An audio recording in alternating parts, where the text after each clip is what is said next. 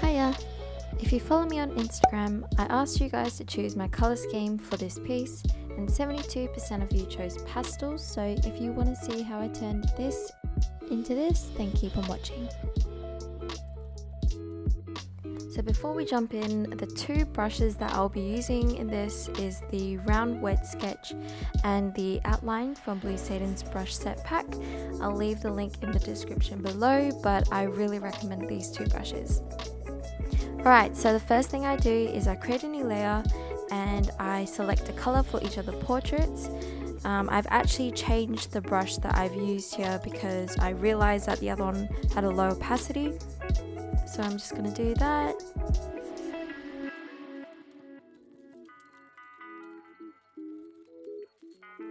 Alright, so if you're not really comfortable with digital painting, this step is going to help you so much. So when you click colors in the Harmony tab, you have a range of different color options to choose from. For this piece, I am using split complementary colors to create some visual interest in the piece. So with the main color selected, I'm just adding that to the portraits so that I have an easy reference later on when I'm painting.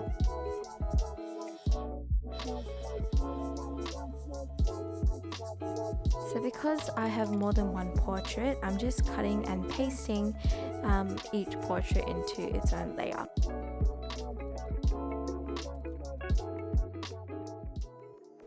Yay, now we can start drawing.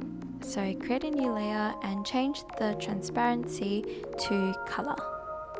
So if you're like me and you don't know anything about color theory, this is going to make your life so easy.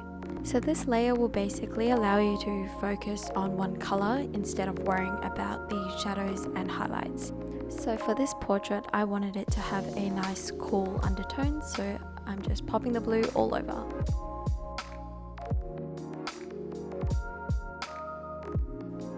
So now that the face is completely covered, I'm going with the peach color on the highlights and just blending the two together.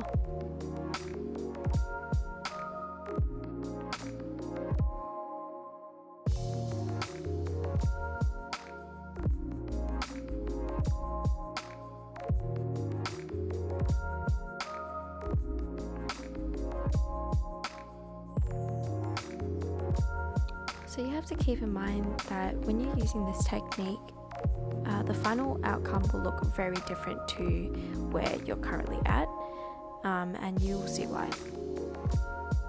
So once I'm happy with how the colors are looking, I'm going to merge the layers together and duplicate it.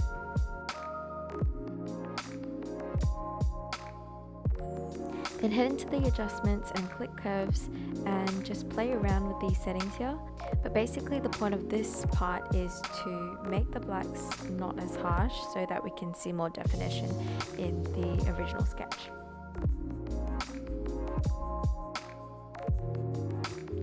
So once you're happy with how the colors are looking, you can create a new layer on top and clean up the portrait.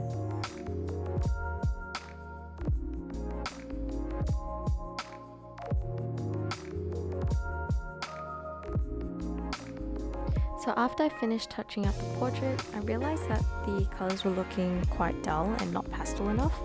So by using the recolor tool, you can recolor an area that you select with the color in your eyedropper. So the lips are looking a bit too vibrant, so I've just used a nice peach color to brighten this up.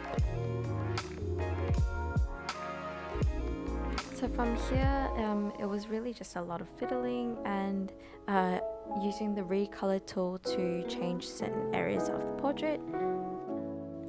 To be honest, I kind of just was experimenting as I was going on with this portrait, but I really loved how the recolor tool could give me that holographic type of look.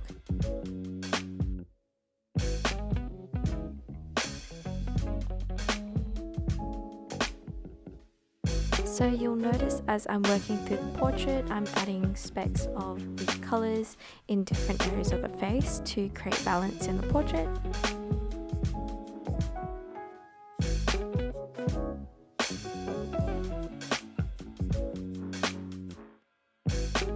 So that's pretty much it for the process. So this is what it looks like before, and after. So there's quite a big difference by using the recolor tool.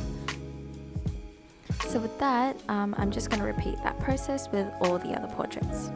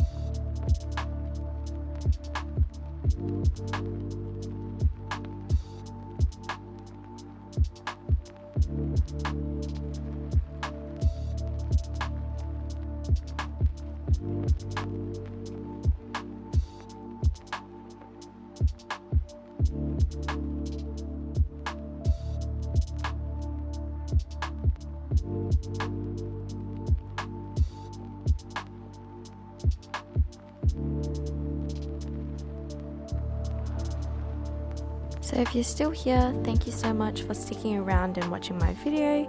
Let me know if you found the process helpful or what you thought about the coloring style. I'd love to know. And yeah, thank you so much for watching, and I'll see you in my next video. Bye.